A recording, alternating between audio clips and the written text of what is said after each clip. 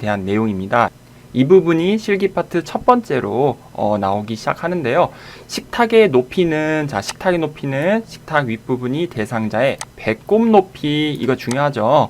문제 막 가슴으로 바꿔서 내고 허리로 바꿔서 내는데 배꼽이다라는 거 정확히 알고 계시고요. 그 다음에 식탁 의자의 높이는 발바닥이 바닥에 닿을 수 있을 정도로, 그러니까 발이 바닥에 딱 닿아 있어야 돼요. 그리고 편마비 대상자 같은 경우는요, 건강한 쪽을 밑으로 하고 마비된 쪽은 위로 가게 하시고, 그리고 건강한 쪽으로 음식을 제공하시려고 노력하셔야 돼요. 그래서 숟가락으로 음식을 제공할 때 건강한 쪽 입술에 줘야 되고, 가운데로 주시면 안 된다라고 생각하시면 되겠습니다. 자, 그리고 대상자가 신맛이 강한 음식을 먹으면 안 되는 이유, 사례가 들 수 있기 때문에 라고 보시면 되고요. 그 다음에 식사 전에 대상자 입안을 헹구어주는 이유는요, 사례를 방지하고 또 식욕을 촉진하고 구강 건조를 예방한다. 이 세 가지 이유가 있습니다. 자, 다음 연하곤란이 있는 대상자가 구강으로 음식물을 섭취할 때는 주의해서 관찰해야 하는 증상이 있는데 바로 청색증이다. 호흡곤란을 일으키면서 몸에 산소가 부족해지는 현상을 우리는 청색증 증상이 나타난다라고 하거든요. 그리고 식사 후 30분간은 앉아 있어야 된다라고 생각하시면 돼요. 그렇죠? 바로 누우시면 안 된다. 다음 넘어갈게요. 다음 표준교재 231페이지 보시면 경관 영양 돕기라는 내용이 있죠. 자, 경관, 이 관자는 비위관을 사용해서 우리가 대상자에게 영양액을 바로 위로 넣어준다라고 생각하시면 됩니다. 자, 그럼 돕는 방법을 볼까요? 의식이 없어도 식사 시작과 종료를 반드시 알린다. 그리고 비위관 삽입하여 영양식 제공을 하고요. 그리고 이 영양식은 영양 주머니를 사용하잖아요. 그래서 이 영양 주머니는 위장보다 높은 곳에 걸어 두셔야 됩니다. 그리고 비위관 영양액 주입 시 오심, 구토, 청색증이 나타날 경우 비위관을 잠근 후, 이게 첫 번째예요. 제일 먼저 잠그시고 그 다음에 간호사나 시설장에게 알린다 해서 제일 먼저는 잠근다 라고 보시면 되겠습니다. 자, 그 다음 너무 진한 농도의 영양을 주입하거나 너무 빠르게 주입 시 대상자는 설사를 하게 되고요. 이로 인해서 탈수가 또 생길 수가 있으니 이러한 상황이 안 되도록 잘 관찰을 하셔야 됩니다. 그리고 너무 차가운 영양액을 주입할 경우, 자, 선생님들 우유를 차가운 거 바로 먹으면 어때요? 속이 아프죠? 그래서 통증을 유발해요. 복통이 생길 수가 있다는 거죠. 그래서 체온과 같은 온도로 따뜻하게 데워서 제공해 주셔야 된다. 자, 그리고 경관 영양시 오른쪽으로 눕히는 이유가 있어요. 왜 그러죠? 기도로 역류를 방지하기 위해서 좀 오른쪽으로 살짝 눕혀서 제공을 한다라고 교과서에 나와 있고요. 그리고 1분 동안 50ml 이상 주입되지 않도록 잘 보셔야 됩니다. 자, 다음은 투약 돕기죠. 233페이지 교재 보시면 되고요. 금식인 경우에도 혈압약 등 매일 투약하는 약물은 반드시 투약해야 된다. 그렇죠? 특히 혈압약 기억하시고, 임의로 약을 갈거나 쪼개지 말 것. 절단선이 있는 약이 있어요. 그렇죠? 이렇게 동그랗게 돼 있는데 가운데 선이 있는 거는, 그거는 쪼개도 돼요. 근데 그렇지 않는 약들은 절대 쪼개거나 갈면 안 된다. 약국에서 올라온 그대로 대상자한테 줘야 된다. 자, 그럼 가루약 보겠습니다. 가루약은 어떻게 줘야 되냐면 숟가락을 사용해요. 이 숟가락에 물이 묻어 있으면 안 되고 그 숟가락 위에 가루약을 이제 넣은 다음에 그 위에 물에 녹여서 대상자한테 드리면 되는 거죠. 그리고 숟가락도 사용하지만 무침 주사기, 바늘을 제거한 주사기도 가루약을 줄 수 있다 라고 보시면 되고요. 자, 그 다음 알약은 어떻게 주나요? 우선 약병에서 약 뚜껑에 따르고 뚜껑에서 손으로 이거 다시 한번 정리를 해볼까요? 약병에서 그 다음에 뚜껑으로 가고 그 다음에 이제 손으로 들어간다 해서 이렇게 세 단계가 있다라고 보시면 됩니다. 그래서 손을 약병 안에 넣지 않는 게 중요해요. 자, 물약은요, 물약 뚜껑을 열어요. 근데 그 뚜껑의 위가 바닥으로 가도록 넣는다. 이것도 중요하죠. 잘 기억하시고, 용량이 적을 경우는 이때 무침 주사기를 사용하고, 좀 추가를 더 제가 말로 해볼게요. 물약을 따를 때는 그 용량을 잴 때 어디 바닥에 놓고 재는 게 아니라 눈높이에서 계량컵을 사용한다. 네, 물컵, 종이컵 안 돼요. 계량컵은 눈금이 있는 거라서 정확하게 따르려고 눈높이로 들고 있는 거고요. 그리고 물약은 그 라벨이 붙은 쪽을 잡고 따라야 된다. 이 내용도 교재를 보시면 나와 있으니 참고해 주시기 바랍니다. 이어서 투약독기 계속 하는데 236페이지 봐보세요. 안약이 나오는데요. 안약은 멸균솜으로 눈 안쪽에서 바깥쪽으로 먼저 닦고요. 그쵸? 약 넣기 전에 이제 이물질이나 먼지 이런 걸 살짝 좀 닦아줘요. 그리고 안약을 넣을 때는 아래 눈꺼풀 하안검의 중앙이나 외측으로 1에서 2cm 높이에서 투여를 합니다. 자, 이거 조금 헷갈리시죠? 안약을 넣는 곳은 두 군데예요. 중앙을 하시던가 외측을 하시던가 둘 중에 하나를 선생님들이 기분에 따라서 넣고 싶은 데 따라서 넣어주시면 됩니다. 둘 다 넣는 게 아니라 중앙이나 외측 여기죠. 그래서 1에서 2cm 높이에서 너무 가까이 가면 각막을 찌를 수가 있습니다. 네. 그리고 안연고는 아래 결막낭 똑같죠. 그래서 안쪽에서 바깥쪽으로 2cm 정도 이렇게 가로로 그어주시면 되겠습니다. 처음 나오는 거는 안연고는 버리시면 돼요. 안약도 처음 한 방울 정도는 버리시고 다음 거 넣어주시면 더 깨끗하겠죠. 우선 책에는 안연고만 표시가 되어 있습니다. 그 다음에 귀약은 따뜻하게 해서 이제 점적을 해야 합니다. 왜 그럴까요? 어지러움과 구토를 예방하기 위해서죠. 너무 차거나 그리고 너무 뜨거울 경우는 귀 안쪽 내이신경을 자극을 해서 구토, 어지럼증이 생기니까 그것을 예방하기 위해서입니다. 그리고 귀약을 넣을 때는 귓바퀴를 후상방으로 잡아당기고요. 그리고 중앙에 똑 떨어뜨리는 게 아니라 측면, 벽을 따라서 흘러내려갈 수 있도록 측면에 점적한다. 이 부분은 선생님들이 조금 놓치시더라고요. 근데 이거 시험에 잘 나와요. 다음에 이제 주사 주입. 주사 주입은 어떻게 하냐면 수액병은 항상 심장보다 높게 유지를 해야 된다라고 해요. 그래야 역류되지 않고 압으로 인해서 혈관 안으로 들어가겠죠. 아까 영양액 주머니는 밥이니까 위장보다 높게 있어야 되고 수액은 주사죠. 그러니까 피니까 심장보다 높게 있어야 된다. 꼭 외워주세요. 그 다음 바늘을 제거 후 비비지 말고 알코올 솜으로 지그시 누른다. 이거는 굉장히 쉬운 내용인데 이게 답으로 잘 나와요. 그래서 나오면 맞춰주시면 되겠습니다. 다음 약 보관 239페이지에 있는 내용. 알약은 건조한 곳, 습기가 있거나 햇빛이 있거나 이런 데는 좋지 않아요. 냉장고에 넣어서도 안 되겠죠. 가루약도 마찬가지. 물기 있는 거 안 좋고 건조한 곳에 보관하면서 물기 없는 숟가락을 사용한다. 시럽제도 서늘한 곳, 그리고 안약, 귀약 이것도 상온 그늘진 곳에 보관을 하고 너무 뜨거운 곳도 안 되고요. 냉장고도 안 된다 라고 나와 있습니다. 이것만 아시면 돼요.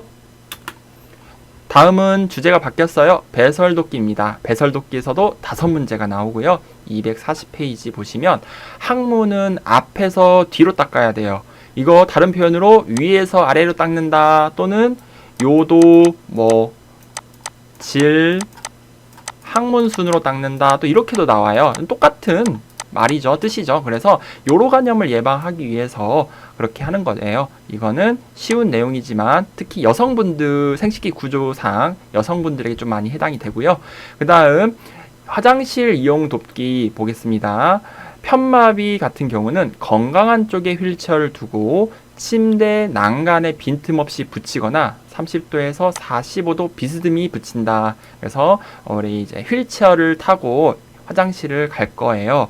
근데 이 화장실까지 가는 도중에 이 화장실 돕기에서 가장 또 중요하게 보는 게 바로 낙상, 넘어지거나 미끄러지는 거를 안전에 대해서 굉장히 책에는 많이 나와 있어요. 그래서 화장실 조명은 항상 밝게 해둔다던가 그리고 바닥에 어때요? 물기가 있으면 될까요? 안 될까요? 안 되죠. 그리고 문턱도 없는 게 나아요. 안전 손잡이도 있어야 되겠고 그리고 비상벨 이런 것들이 설치되어 있으면 훨씬 더 안전한 환경이 되겠죠. 그래서 낙상 예방도 잘 보시고요. 다음 침상 배설 도끼에 대한 상황인데요. 침상 배설 도끼에서는 이 준비 물품을 꼭 기억을 해주세요. 바로 간이병기 사용. 자, 간이병기는 어떻게 생긴지 아시죠? 그쵸, 들고 다니는 거예요. 뚜껑이 있고. 근데 이거는 항상 침대에서만 사용하는 거예요. 그러니까 걸어 다니거나 휠체어 타신 분한테는 제공하시면 안 돼요. 주면 틀리는 거예요. 그래서 간이병기는 따뜻하게 데펴놨다가 대상자한테 제공해 주시면 되고요. 침대를 올려주어 배에 힘을 주기 쉬운 자세로 만들어 주시고, 밖에서 기다려 주기를 이제 대상자가 원한다면 우리 대상자 옆에 호출기를 주고, 그리고 화장지도 주고, 이런 걸 제공하신 다음에 이제 밖으로 나가 계시면 되겠습니다. 나가 계시면서 너무 멀리 가지 마시고 중간중간 어르신의 상태를 살핀다라고 돼 있어요. 자, 다음 넘어갈게요. 다음은 이동병기입니다. 이동병기도 역시 따뜻하게 데펴 놓으시고, 미끄럼 방지 매트가 준비 물품에 나오는데 이것은 미끄러지지 말라고 까는 게 아닙니다. 미끄럼 방지 매트 여기에서는 이동병기 밑에 깔아요. 자, 시험에 이것도 틀리게 어떻게 나오냐면 이동병기 앞에 깐다 이렇게 나와. 이 미끄럼 방지 매트를. 그건 틀린 말이에요. 밑에 정확히 까셔야 되고, 왜?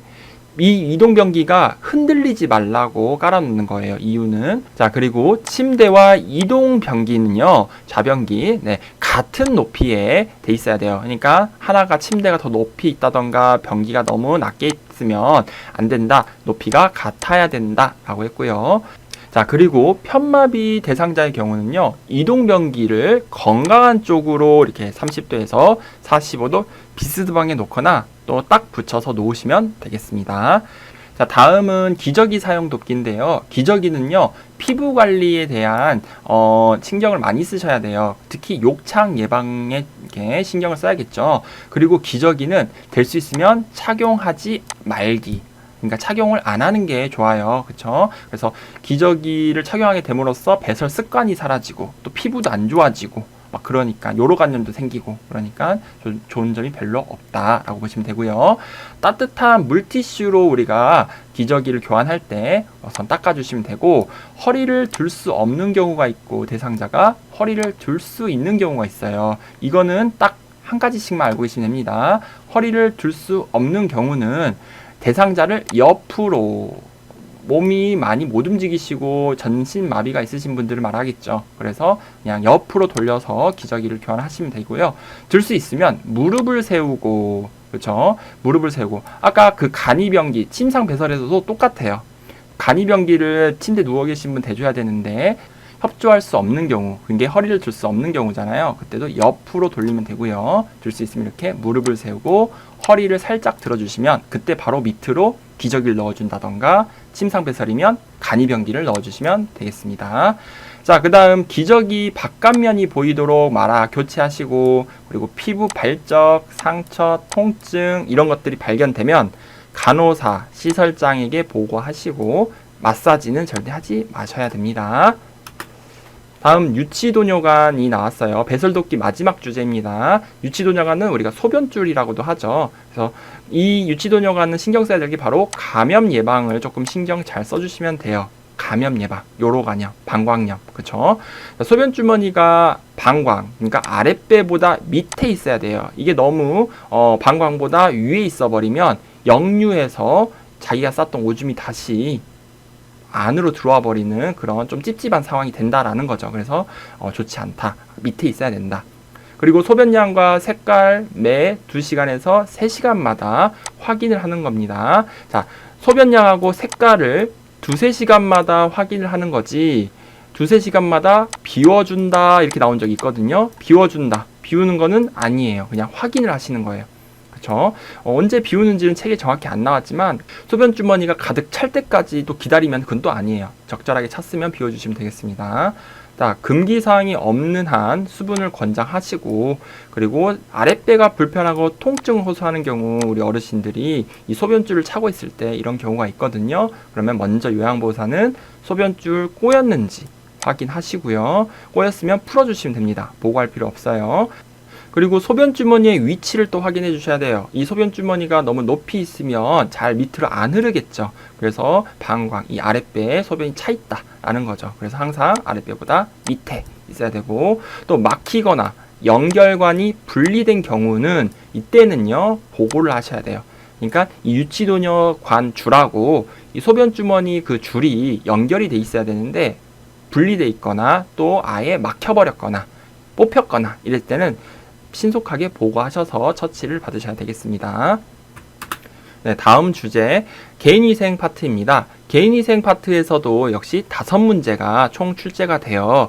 그 중에 제일 첫 번째 주제는 구강청결 돕기입니다. 254페이지 교재에 나와 있죠. 그래서 먼저 혀 안쪽이나 목젖을 자극하면 구토나 질식이 있기 때문에 자극하면 된다, 안 된다? 안 된다 라는 거죠. 자, 그리고 입 안을 닦아줄 건데요. 윗니 먼저, 위에 잇몸 먼저. 항상 구강청결에서는 위에 먼저라는 거 생각을 해주세요. 그 다음에 위에 닦았으면 아래쪽, 아랫니, 아랫잇몸 닦아주시고, 그리고 이 천장도 닦아주시는 겁니다. 다 닦았으면은 혀도 닦고, 마지막으로 볼, 안쪽, 볼도 양쪽을 다 닦아주시면 됩니다.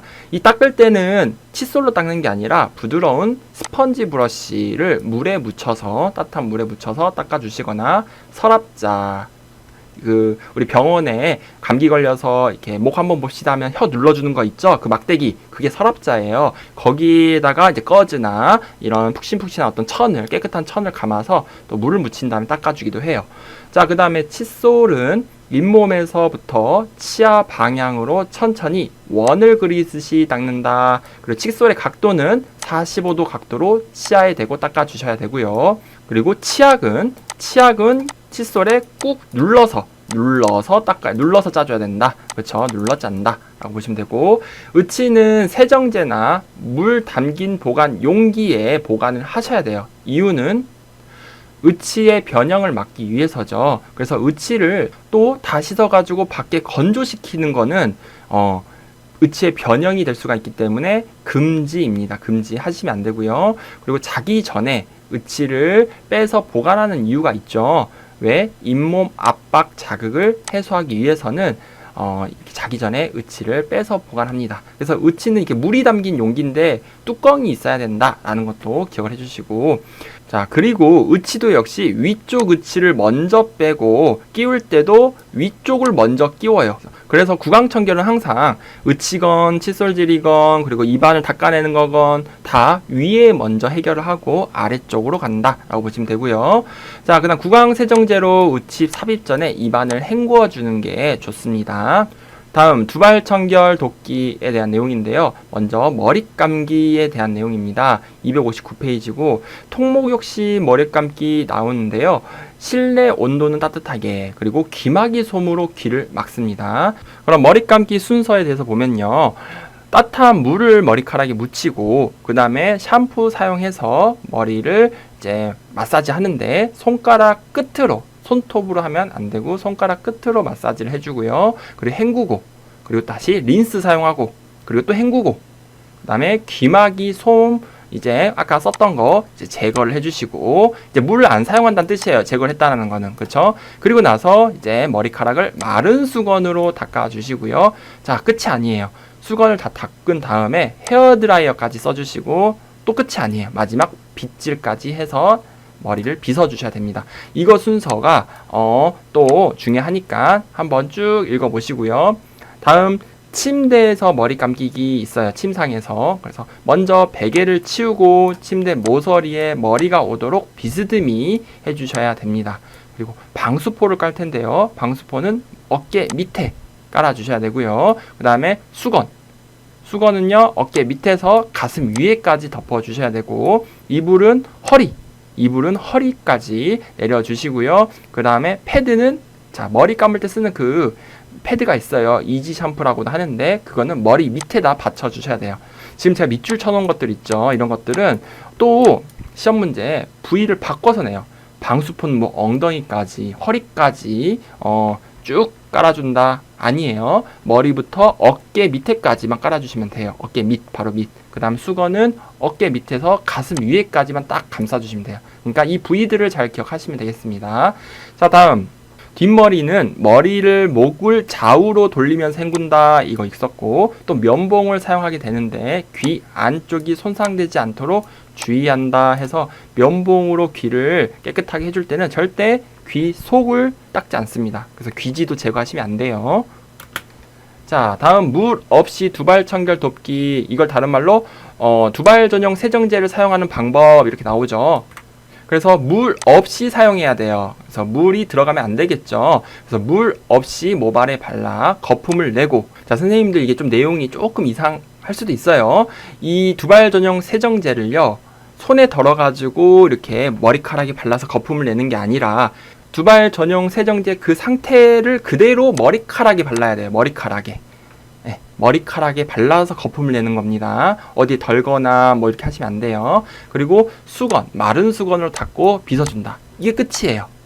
그런데 이렇게 했어도 모발이 많이 더러워진 경우 같은 방법으로 반복하여 사용한다, 이거죠. 그래서 마른 수건을 사용하는 거지 젖은 수건이나 이런 걸 사용하시면 안 됩니다. 자, 그 다음 머리 손질은 262페이지에 나와 있는데, 머리카락이 엉켰을 경우는 물을 적신 후 손질하시면 됩니다. 이거 한 가지만 기억하시면 되고, 그 다음에 두피에서 모발 끝 쪽으로 빗는다. 그리고 다 빗고 나서는 대상자에게 거울을 제공해서 만족하시는지 물어보시면 되겠습니다. 다음 손발 청결 돕기예요. 손발 청결, 따뜻한 물에 손과 발을 10분에서 15분간 담가요. 이렇게 하면은 혈액순환을 촉진하고 이물질을 쉽게 제거할 수가 있죠. 그리고 손톱은 둥글게 자르시고 발톱은 일자로 잘라야 됩니다. 그리고 어르신의 피부에 로션을 바르고 마사지를 해주면 또 피부 관리가 되겠죠. 어르신의 피부, 노인의 피부는 수분이 많이 떨어져서 건조하기 때문에 이런 로션, 보습제, 오일을 적당히 발라주는 것은 좋은 서비스입니다. 다음 회음부 청결 돕기 바로 보시면 264페이지, 회음부나 음경을 닦을 때는 전용 수건, 꺼즈를 사용한다. 이게 시험 문제 가끔 나오고요. 그리고 닦을 때는 아까도 말했듯이 앞에서 뒤로 회음부를 닦아주시면 돼요.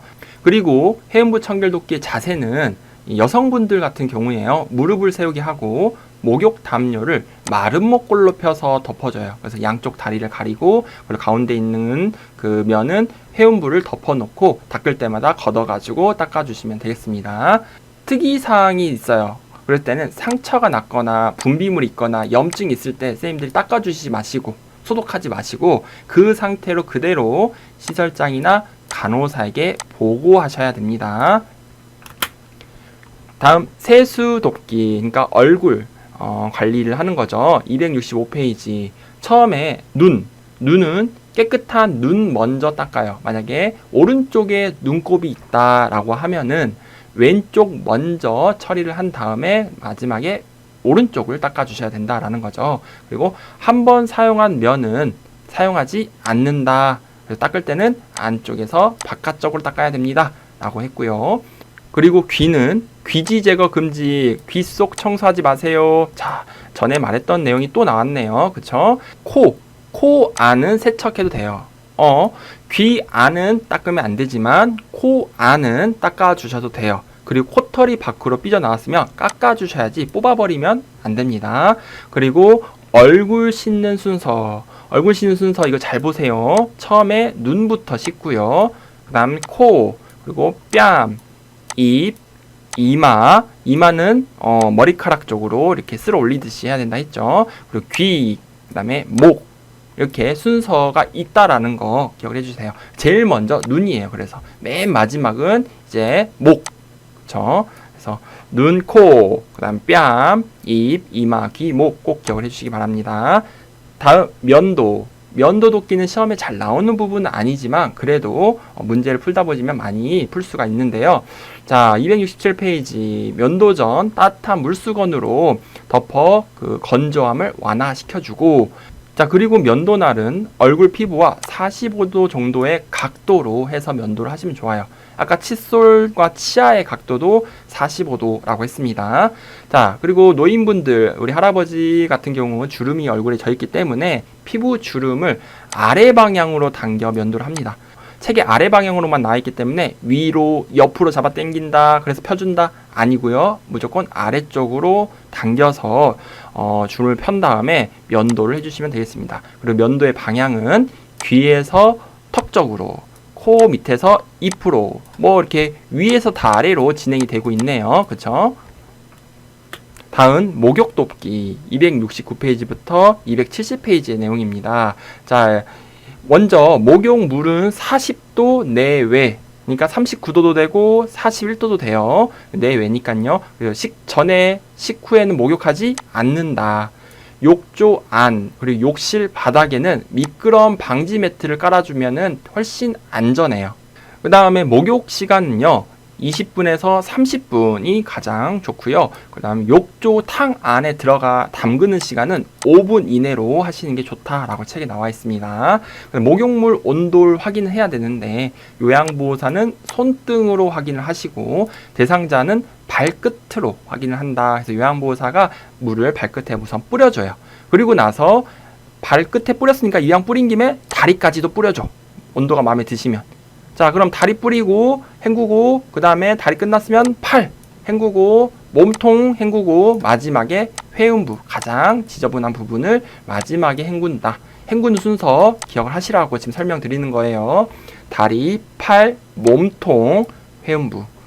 자, 그리고 욕조에 들어갈 때 건강한 쪽 먼저, 나올 때도 건강한 쪽 먼저예요. 욕조에서는. 그렇죠? 그리고 욕조에 있으실 때 부력으로 이제 물에 떠 있는 그런 상태가 불안정하므로 등을 대고 앉아 있도록 하는 게 훨씬 더 안정적이다. 이것도 예전에 시험에 자주 나왔었는데요. 그 다음에 목욕 후 상태를 확인한다. 목욕을 다 하고 나서 대상자가 어지러워하는지, 뭐 혈압은 떨어졌는지 이런 것들을 확인하라는 거죠. 상태를. 그리고 나서 수분 제공, 음료나 따뜻한 차 이런 것을 제공한다라고 했습니다. 다음은 침상 목욕 돕기에 대해서 볼게요. 271페이지부터 272페이지. 수건을 엄지장갑 모양이나 한 면씩 접어 사용하기 쉬운 모양으로 만듭니다. 자, 침상 목욕은 물을 뿌리면서 이렇게 하는 상황이 아닐 거라는 거 예상되시죠? 많은 수건을 이용해서 그 수건을 몸을 닦아줄 겁니다. 그렇죠? 물을 묻혀서요. 그래서 닦을 때는 말초에서 중심부로 닦아야 돼요. 끝에서 심장 쪽으로. 그래서 손목에서 팔 쪽으로, 발끝에서 허벅지 쪽으로. 이유는 정맥 혈액의 순환을 위해서. 우리 노화에 따른 특성을 보시면 어르신들이 심혈관계에서 혈액순환이 잘 된다 했나요? 잘 안 돼요. 그래서 막 발끝이나 손끝에 피가 이렇게 있다 보면 손발이 차. 근데 이거를 우리가 인위적으로라도 조금 도움을 주기 위해서 이렇게 하는 거죠. 다음, 유방은 원을 그리듯이 복부는 배꼽을 중심으로 시계 방향으로. 자, 시험 문제 여기다가 반시계 방향으로 이렇게 나와요. 그러면 긴장하신 분들은 이게 맞는 줄 알아요. 반이 안 보이는 거야. 근데 잘 읽어보시면 틀린 거죠. 시계 방향입니다. 자, 등과 둔부는 어떻게 닦아요? 대상자를 옆으로 눕게 하여 목에서부터, 자, 위에서부터, 자, 뒤통수부터 쭉 시작합니다. 그래서 어디로? 둔부까지. 그래서 둔부에서 먼저 시작하는 게 아니다. 그거 알고 계시고요.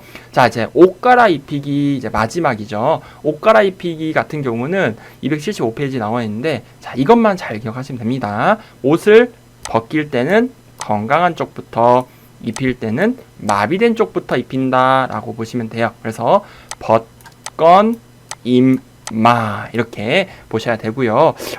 제가 준이쌤 완전정보 이 옷 갈아입히기 개인위생 파트 문제들만 쫙 모아서 영상 예전에 올렸는데, 이거 아직도 헷갈리신 분들은 꼭 문제를 많이 풀어보시기 바랍니다. 자, 다음은 체위 변경과 이동 돕기에 대한 내용이에요. 281페이지고요. 먼저 올바른 신체 정렬 방법에 대해서 보도록 하겠습니다.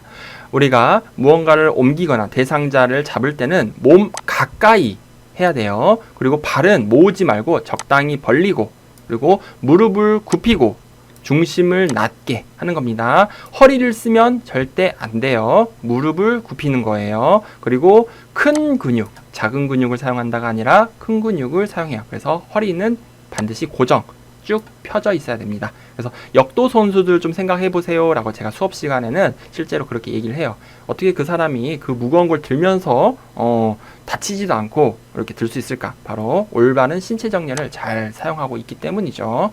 자, 그 다음에 침대 머리 쪽으로 이동하는 상황이 있네요.